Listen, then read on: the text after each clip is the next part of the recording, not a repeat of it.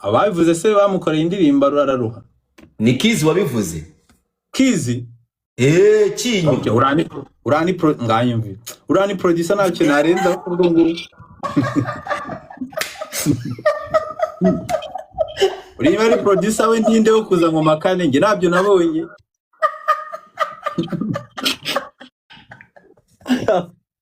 kinyo ni wabivuze kinyo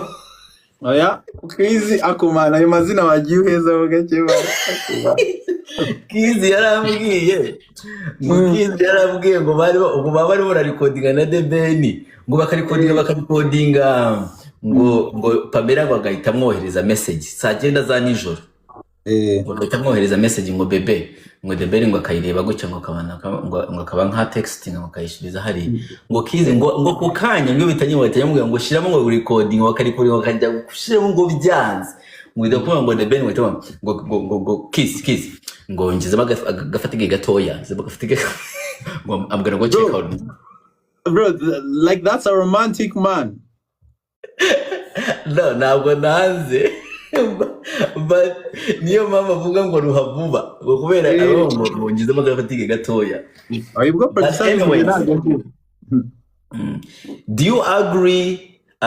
no whatever like kubera iki udafite collabo iri international nedushiremo kiriko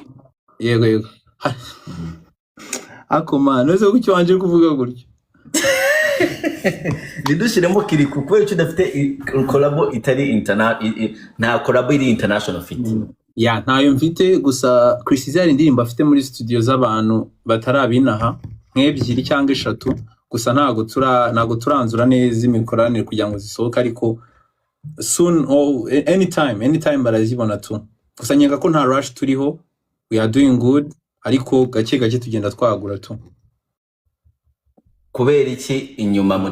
mutagize icyo gitekerezo mu ndirimbo because you are a very big star right now like kubera iki muri catalogue zawe hatarimo nk'abantu barenze like bo muri Uganda Tanzania whatever like the Diamond Mario mu Kenisol afite indirimbo na Mario na Harmonize Kevin kadafite na Rikiba newe muntu wenyine adafite indirimbo n'umuntu uri international urenze nyine tu muri kariyeri yanyu ko iki mutabitekereje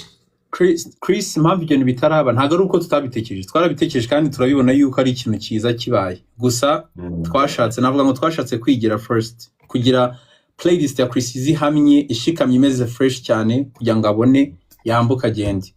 kandi nyerekeza ko bamubwiye ko zihari shuttle of already urumva ko twarabikoza ahubwo nuko tutarabimurikira abantu bacu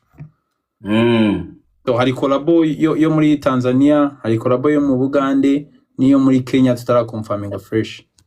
namenye yo mu Bugande yo muri Tanzania twayihorera ndanze nje nkayimenya tu ndayikubwira urayibwira mu gikari yeah I will ako kagofero nugakunze mu mwambiko kagofero nandi gukora nagende ngiri kubikora wa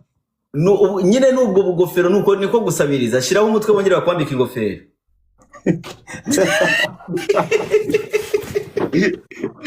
Bazo gusabiriza bamushiraho umutwe gutse tubabwire bakwambika ingofero ako durekera iryo zina man ko kungu gusabiriza man uzuko abantu basika tugite ku blessing ngira gutse to ku blessing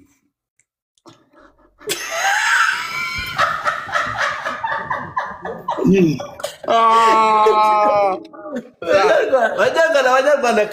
can you bless Chris easy for me turamumenyereye mu gusabiriza ngo Dumba turamumenyereye mu gusabiriza okay banyarwanda ntabwo ari ugusabiriza can you bless Chris easy for me dore bamara kwandika ingofero mu mwambika izindi ingofero ama baby lion na malaya n'ibintu byose ama gift ari hano yose Chris iza kuri ama gift mu mpere Chris easy inge ingofero muri murayinyambika mwanyambikiye Chris easy inge deje yanjye ndayifite mwanyambikiye Chris easy ingofero mwe baby lion guys mumuhe so having said that I think injewe I will thank you like kuri umuntu ushize itafari rinini kuri kariyeri yacu you have izo ndirimbo niba ufite miliyoni 10 enye bro it's a very big thing For real. Kandi I think nyine nka Junior Gitejo yararimo aravuga ati abanyarwanda iyo utivuze ntabwo bazakuvuga. Like barabireba bakabyirengagiza ukajya gusanga barimo barakurutisha abandi bantu baje nk'ejo. So I feel njyewe I think ushatse wavuga ko uri umuhanzi wa mbere mu gihugu. Of course. Ushobora kubitubwira se? Of course, Chris is the best artist. Like, he has Chocolate. It's now the #1 song on Audiomack within 2 days, 1 day and hours. So what? Reka tubanze tushiremo Chocolate guys muyumve, meanwhile tugaruke nanone dukomeza questions nk'ebyiri za nyuma. Chris Easy yigendere n'ubundi ntabwo Chris Easy aza gushobora gusabiriza ariko Ako dusinde